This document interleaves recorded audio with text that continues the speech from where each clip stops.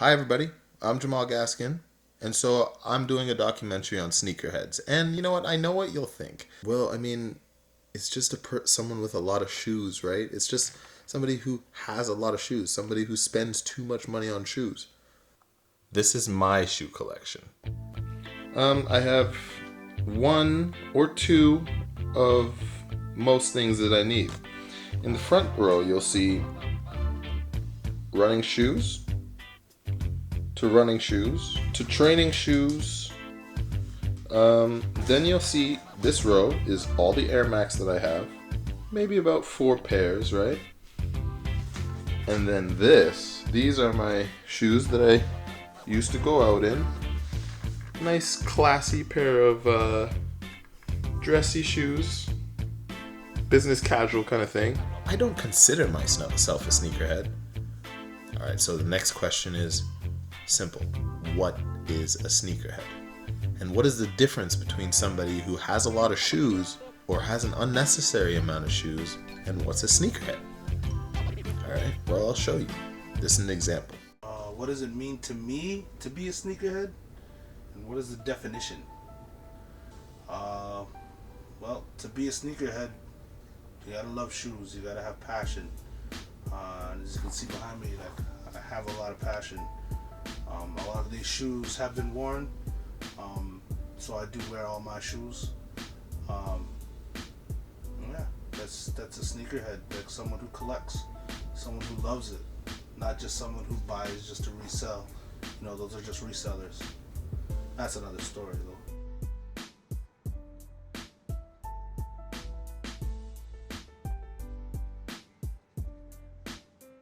When I first decided I was like really into shoes, I don't even know, man. Like it goes deep.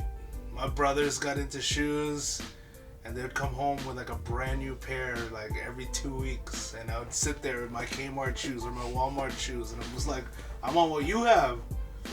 Nope. And then finally, when I decided, I'm gonna steal my brother's shoes, took my brother's shoes, slipped them on my feet, walked to school. Got back home, I got a beating. Like, they kicked my butt. Like, I was so... Ever since then, I decided, you know what? I gotta save money. I gotta buy my own shoes. After I bought my first shoe, then bang, I gotta get another shoe. I gotta get another shoe. Oh, my brother just got this one? Okay, I'm gonna get mine. I think I was like 10, 11 years old. And that obsession just rolled after that. It was crazy. Favorites. You're going favorites.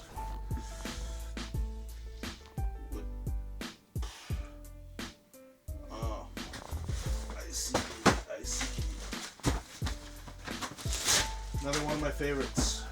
My Pimento Red Air Max 1s. Black History Month Air Max 1s. Has the BHM there. Clear sole. This is my Nike ID shoe.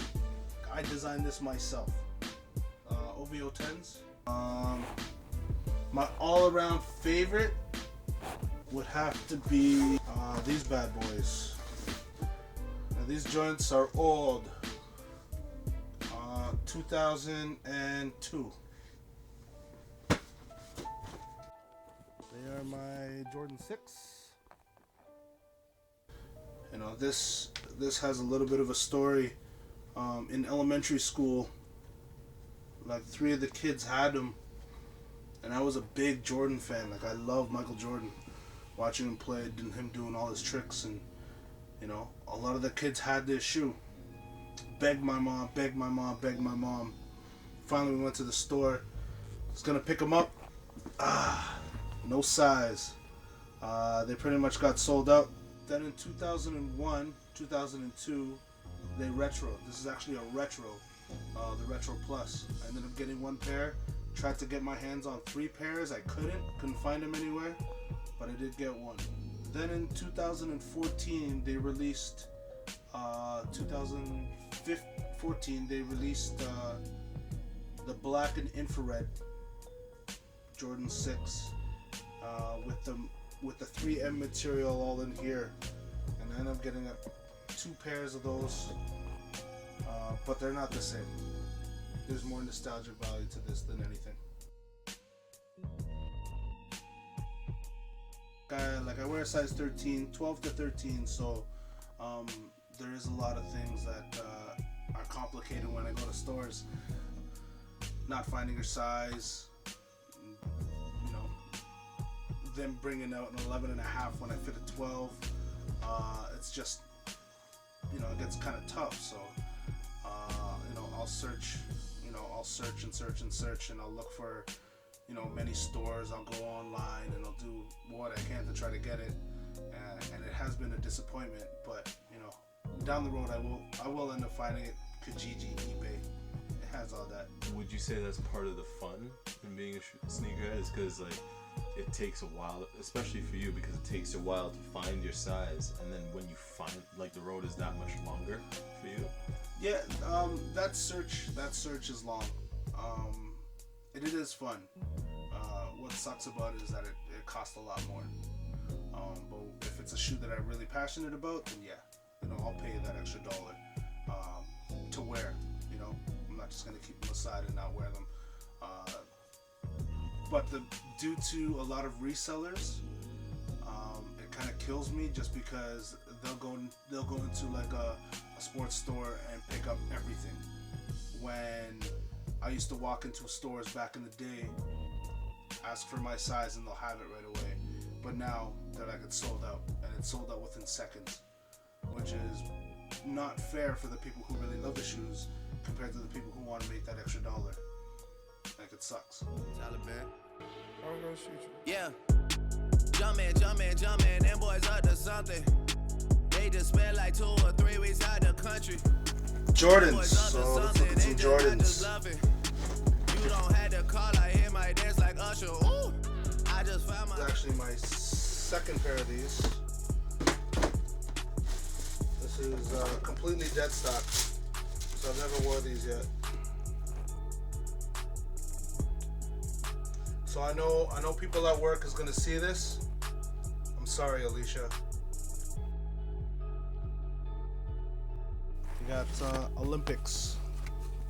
So in 1992, Michael Jordan wore these shoes. These are the Olympic Jordan 7s. Let's keep going. These ones here are Jordan 2s. So I got this off a guy who collected Jordans. It's one of the biggest Jordan heads in Toronto at the time, and he was selling his whole collection. How much did it end up selling for, do you know? These shoes? These shoes I bought off him for $250. He gave them to me for retail, which is incredible because, you know, these shoes could go for a lot more than $250 right now. My Jordan 4. Ooh. This Jordan 4 with the little Spizike symbol. If nobody knows who this is. Spike Lee. Spike Lee. Back in the day in his commercial, Spike Lee was he endorsed Michael Jordan and his shoes. Is it the shoes? Well, I thought so. I got them all. So I'm John. Thank you for stopping by my sneaker closet. I hope you enjoyed. Thank you.